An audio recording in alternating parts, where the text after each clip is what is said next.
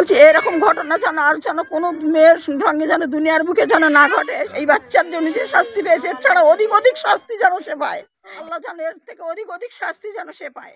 মেয়ে ছেলে বান্ধবী হয়ে বলেছে যে আমার নাম যেন তুই কারোর সঙ্গে বলিস নে, আর তুই বাড়ি থেকে আধার কার্ড নিয়ে আয়, তোকে আমি কালো গাড়িতে করে নিয়ে যাব, যেন সেই গাড়ির কথাও কারোর সঙ্গে বলিস নে। এ কথাও তো বলে সে নিয়ে গেছে। ভাই গাড়িতে তোলার আগেও সে একবার প্রশ্ন করেছে এরকম ধরনের কালো গাড়ি কেন, তো বলে এরকম গাড়ি তো ভালো, এই গাড়িতে চেপে দেখ ভালো লাগবে। যে আমাদের বাচ্চাটা যেভাবে শাস্তি দিয়ে মেরেছে আমরা চাচ্ছি যে ওইরকম কঠিন শাস্তিতে তার এরকম মারতে চাই। প্রিয় দর্শক, এই মুহূর্তে আমরা দাঁড়িয়ে আছি ভাঙড় 1 নারায়ণপুর অঞ্চলের মৌলমুকুন্দ গ্রামে। হ্যাঁ, একেবারে নবম শ্রেণীর ছাত্রী, নারায়ণপুর স্কুলে পড়তেন। সেই ছাত্রীর নাম হচ্ছে সানারা খাতুন। সেই ছাত্রীকে অন্য একটা মহিলা চক্র প্রথমে তার সঙ্গে অনলাইনে বন্ধু বানায়, এবং বন্ধু বানানোর পরে তাকে সেই বন্ধু এই মৌলমুকুন্দে যার বাড়ি, সেই নবম শ্রেণীর ছাত্রীকে বলে যে আমার বাড়ি ঘটকপুকুরে, এবং তার বাড়িতে নিয়ে যাওয়ার কথা বলে, এবং 2-3 মাস তাকে অনলাইনে বন্ধু পাকায়, এবং তারপরে তাকে ভুলিয়ে ভালিয়ে এই জায়গা থেকে নিয়ে তাকে মুর্শিদাবাদে নিয়ে তাকে অবৈধ বা অনৈতিক কাজের সঙ্গে তাকে মেশানোর চেষ্টা করে। কিন্তু সে যখন সেই কাজে বাধা দেয় বা সেই কাজ করতে সে অস্বীকার করে, তখন তাকে কিন্তু বিষ খাইয়ে তাকে মেরে দিয়েছে।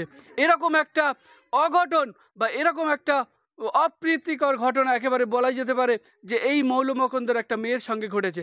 প্রিয় দর্শক, আরেকটা কথা জানিয়ে দেব যে আপনার বাড়িতে যে সমস্ত বাচ্চারা বা মেয়েরা, ছেলেরা মোবাইল নিয়ে ঘাটে, কার সঙ্গে বন্ধু পাকাচ্ছে, মেয়ে হয়ে অপর মেয়েকে বন্ধুর প্রলোভন দেখিয়ে তাকে বাড়ি নিয়ে যাওয়া এবং বিভিন্ন রকম সুযোগ সুবিধা পাইয়ে দেওয়ার প্রলোভন দেখিয়ে তাকে কিন্তু উঠিয়ে নিয়ে যাবে, আপনিও বুঝতে পারবেন না।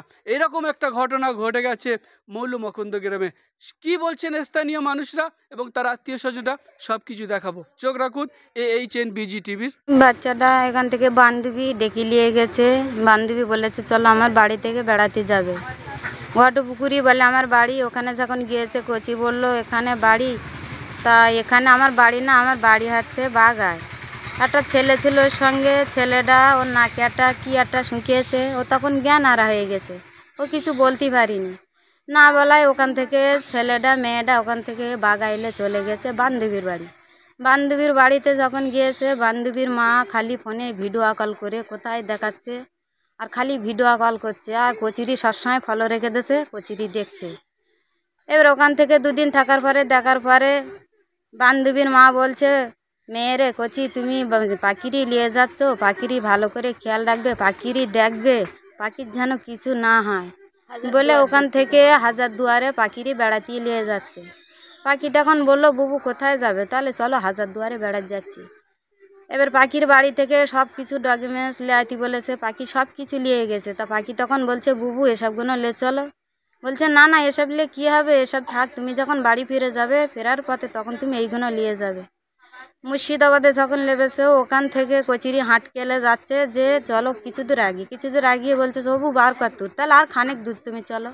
আর খানিক দূর যখন গিয়েছে তখন বলতেছে আর কত দূর, বলেছে আর খানিক দূর, তখন বলেছে যে আমি আর যাব না ও বাবু, আমার খুব কষ্ট হচ্ছে, আমার কীরকম হচ্ছে, আমি আর যেতে পারবো না। যখন এই কথা বলেছে তখন ওই ছেলেটা কোথায় থেকে এক বিষ এনে ওই মেয়েটার হাতে দিয়েছে, দিয়ে বলেছে যে দেখ পাখি বাড়ি আর যাবো না, দেশে আর যাবো না, আমিও মরবো তুইও মরবি। বলে পাখির বলেছে যে তোর ওই অসুস্থ শরীর, তাই ওষুধ দিচ্ছি তুই ওষুধ খেয়ে এলে। তখন পাখি বলেছে যে না আমি ওষুধ আমি খাবো না, ওষুধ আমি খাবো না। বলে খাবি নে, এইবারে বলে তাল দিয়েছি তোর গালে আমি ঢেলে দেবো। বলে ও ছবিটাই দেখে রেখেছে, একদিকে শুকনো ঘাসের ছবি, একদিকে মরা ঘাসের ছবি, 250 ফাইল। এবারে কচির গালে ঢেলে দিয়েছে, দিয়ে গাল চেপে ধরে রেখেছে, বলেছে খা, না খালি তোর মেরে দেবো, তোর ফিরকে বাড়িলে যাবো না, তোর বাড়িলে যাবো দেশেলে যাবো, তোর মেরে এখানে ফেলে দেবো। বলে গাল চেপে ধরে রেখে দিয়েছে। ও তখন কতক্ষণ আর গাল ধরে রেখে দেবো, তখন খেয়ে ফেলেছে। খাওয়ার পরে ও তখন অজ্ঞান হয়ে গেছে, খালি পেটে খাও গেছে, কোনো হুঁশ ছিল না, কোনো বলছিল না, কোনো কথা ছিল না। ওখান থেকে এইবারে ওই মহিলা ম্যাডাম তাল দিয়েছি পাবলিকের হাতে দিয়েছে যে এই মহিলাটা রাস্তায় পড়েছিল, আমরা কুড়গি নিয়েছি, এইটা তোমরা থানায় একটুখানি পৌঁছে দাও, ওরা ওখান থেকে হসপিটালে নিয়ে যাবে। এবার ওখান থেকে থানায় যখন লেগেছে, থানার পুলিশ তখন ওরা মারতেছে, জিজ্ঞেস করতেছে যে তোর কোথায় বাড়ি, কোথায় থেকে এইছি, কোথায় তোর ঠিকানা, কে তোরে লেগেছে। ও কিছু বলতেই পারে না, না বলায় অবস্থায় পুলিশ তখন ওর মারতেছে, চিমটি কাটতেছে। ও তো কিন্তু চোখে দেখতে পাচ্ছে, ওর বলার সাধ্য হয় না। পুলিশ তখন ইঞ্জেকশন সারা গায়ে ফুট করছে, বলে কোথায় তোর বাড়ি, ঠিকানা বল। মারটার খেয়ে তারপরে বলেছে যে আমি একটা ঠিকানাই বলতে পারবো। তখন এবারে আমার ফোনের নাম্বারটা এবার পুলিশ ফোন দিয়েছে, পুলিশের ফোনটা কল আপনি করে, কে হন? আমি বেটি হই। এবারে পুলিশের সঙ্গে যখন ফোন করে দিল পুলিশ, তখন এবারে বিষ খেয়েছে বেলা 1:30টায়, আমার কাছে ফোন করছে পুলিশ তখন বেলা 4টে। এবারে বলছে ফোন করে, এটা কি পাখির বাড়ির আত্মীয়? আমি বলি, পাখি কি আমি বুঝতে পারিনি। বলে যে পাখি 4 দিন আগে বাড়িতে বাড়গে গেছে। আমি বলি, হ্যাঁ হ্যাঁ, ও তো আমার ভাইজি, 4 দিন ভালো আগে নাম। বাড়িতে বাড়গে গেছে। ওর নাম হচ্ছে সানারা, পাখি পাখি করে সবাই ডাকে। আচ্ছা, ওখান থেকে পুলিশ এবারে যখন ওই কথা আমার বললো, আমি তখন পুলিশ কি হয় আমি জানি না, আমি তখন বাপ বলে পরিচয় দিয়েছি। বলি, দেখো বাপ, তুমি কী হও জানি না, তা তুমি একটু কচিটার বাঁচাবার চেষ্টা করো। টাকা যা লাগে তোমার আমি টাকা দেবো, টাকার চিন্তা তোমার করতে হবে না, তুমি একটুখানি বাঁচাবার চেষ্টা করো। তাহলে হ্যাঁ হ্যাঁ, আমরা বাঁচাচ্ছি। বলে আমি গাড়ি থেকেই তুলে দিচ্ছি, বহরমপুর হসপিটালে ভর্তি করে দিচ্ছি, তোমরা ওখানে যোগাযোগ করো। এবারে বলছে মেয়েটার তুমি ফোন নাম্বার লাও। বলে মেয়েটার বাড়ি হচ্ছে বাগায়, মেয়েটার নাম রেক্সোনা, মেয়ের বয়স এই 18, আমার ফোন নাম্বার লাও। এবারে বলার পরে বলেছে যা কিছু করার তোমরা পরে কেস করবে, তোমাদের বাচ্চাটা আগে বাঁচাবার চেষ্টা করো।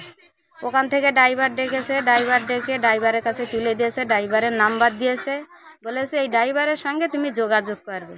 ড্রাইভার ওখান থেকে গাড়ি করে যখন নিয়ে যাচ্ছে, আমার কাছে ফোনে ফোনে যোগাযোগ হচ্ছে, বলছে তুমি কি পাখির আত্মীয়? আমি বলি, হ্যাঁ আমি পাখির আত্মীয়। পাখির ওর তো আগাবেলার দুনিয়ার কেউ নেই, এক আমার বুড়ো মা আছে, আমার বুড়ো মা অতুল, বুড়ো তার চলার শক্তি নেই, ওটার শক্তি নেই, আমরা হচ্ছি ফুবু, ওনাদের আচ্ছা, ওই দেখাশোনা যে করি। পাখি বলছে যার নাম রেশমিকা, না, ওনার নাম সানারা। সানারা, তো ওই সানারার আব্বা মা নেই? ওনার বাবা মারা গেছে 6 মাস বয়সে, আর ওনার মা কলকাতায় বিয়ে করেছে, বাচ্চা দুটো আমার মা মানুষ করেছে, আমার মার কাছে আছে, আমার মাই দেখাশুনো করে, আমরা অথচ তার মানে দেখাশুনো ওই করি। সানারার নানি দেখাশোনা করে? দাদি দাদি দাদি দাদি। দাদি দেখাশোনাই করে। ও, আচ্ছা, ওখান থেকে যখন হসপিটালে নিয়ে গেছে, হসপিটালে আমার ওখানে একজনের ডাক্তারের নাম্বার দিয়েছে, বলছে আমাকে 1,500 টাকা মেরে দিতে হবে ফোনপে। আমি বলি, দেখো দাদা, 1,500 টাকা মেরে দেবো, তোমাদের হাত জোড় করে বলতেছি, তোমাদের দুটো পায়ে ধরে বলতেছি, বাচ্চাটার বাঁচাবার চেষ্টা করো, আমরা দোকানে যাচ্ছি, তোমার টাকা চিন্তা করতে না, টাকা 1,500 কেন, তোমার 2,000 টাকা দেবো। তখন উনি আমার ফোনপে দিলে যে আমার এক্ষুনি 1,500 টাকা মেরে দাও। 1,500 টাকা মারার পরে উনি গাড়ির দাম উনি নিয়েছে, আর যে মহিলা নিয়ে গেছে সেই মহিলা বলছে আমার কাছে কিছু পয়সা নেই, আমার কিছু পয়সা দাও, আমার 300 টাকা দাও। মেয়েটা খুব কাগতি মুগতি করতেছে বলে ড্রাইভার তখন ওনার 300 টাকা দিয়েছে, দিয়ে ড্রাইভার ওখানে ভর্তি করে দিয়ে ওখানকার নাম্বার দিয়ে ড্রাইভারের জায়গায় ড্রাইভার চলে এসছে। এবারে পাখির যখন রাত 10:30 বাজে যখন জ্ঞান ফিরলো, তখন একটা মহিলা ম্যাডামরা আছে, সেখানে বললো, ম্যাডাম দি তুমি একটু ফোন থাকো তো দাও না, আমার বাড়িতে একটু কথা বলি। তখন ওই ম্যাডাম দি ফোনটা দিয়েছে আমার কাছে, ফোন করে বলছে, ফুম্মা আমি তো আর বাঁচবো না, আমার বাঁচাবার চেষ্টা করো। আমি কচি কোথায় আছো? বলে আমি মুর্শিদাবাদ বহরমপুর হসপিটালে আমার ভর্তি করে দিয়েছে, দিয়ে সে মেয়ে কোথায় চলে গেছে, পালিয়ে গেছে। আমি বলি, কচি তুই কেন খালি, কেন এই কাজ করলি? বলে, ও ফুম্মা আমি খাইনি, মেয়েটা আমার জোর করে আমার এই খাওয়াকে দিয়েছে, আমার সব কিছু মেয়েটা নিয়ে এলেছে। মেয়েটার কাছে তখন ফোন করলুম যে দেখো এইগুলো তোমার কাছে আছে, তা তুমি সেইগুলো পাখির এগুলো দিয়ে যাও। বলে না, সেই ড্রাইভারের কাছে আছে। ড্রাইভারের কাছে যখন ফোন করলুম, ড্রাইভার বলেছে দেখো আমি লিখেছি বলে আমার তোমরা ধরবে না, আমি কিছু জানি না। ওই মহিলার কাছে আছে, দেখেছি দুটো ফোন আছে, আর ওর ব্যাগে কি আছে সব কিছু ওর কাছেই আছে। আমার কাছ থেকে 300 টাকা নিয়ে ওই মহিলা বাইরে চলে গেছে। আমি মেয়েটার ফটো করে রেখে দিয়েছি, মেয়েটার দেখলুম যে অন্য ভাব মেয়েটার, আমি তার জন্যই ফটো তুলে রেখে দিয়েছি, যদি কোনো অসুবিধা হয় তুমি আমাদের কাছে ফোন করবে, কিছু আমার ধরবে না, আমি কিন্তু ওই সম্বন্ধে কিছু জানি না। আচ্ছা, ওখান থেকে এবারে হসপিটালে ভর্তি করে দেওয়ার পরে আমি তখন ফোন করলুম, বলি কচি তোমার কি, তুমি তেল খেয়েছো? তা বলে হ্যাঁ। তা বলে ডাক্তার তোমার ওয়াশ করেছে? বলে না, আমার ওয়াশ করিনি। আমি কোনো ওষুধ দেয়নি। বলে না ডাক্তার আমার গায়ে হাত দেয়নি, আমার কাছেই আসেনি, এক মহিলা ম্যাডাম আমার এখানে দেখছে। আমি তা তুমি ডাক্তারের বলো যে আমার চেষ্টা করো, তোমরা দেখো আমার বাড়িতে লোক আসতেছে, তোমার টাকা যা লাগে সব দিয়ে দেবে। ডাক্তার বলেছে তোমার বাড়ির লোক যতক্ষণ না আসবে আমি ততক্ষণ তোমার গায়ে হাত দেবো না বলে ওখানে ফেলে রেখে দিয়েছে।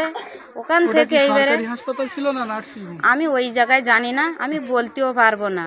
শুধু আমার নামটা বলেছে যে মুর্শিদাবাদে বহরমপুর হসপিটাল, ওখানে ভর্তি করে দিয়ে। আচ্ছা, ওখান থেকে এইবারে মেয়েটারলে আইডি হসপিটাল বলে, সেখানে গুদাম ঘরের মতন সেখানে ফেলে দিয়েছে। সেখানে যত সব নারী রেপ কেস তাই তার ভিতরে আছে।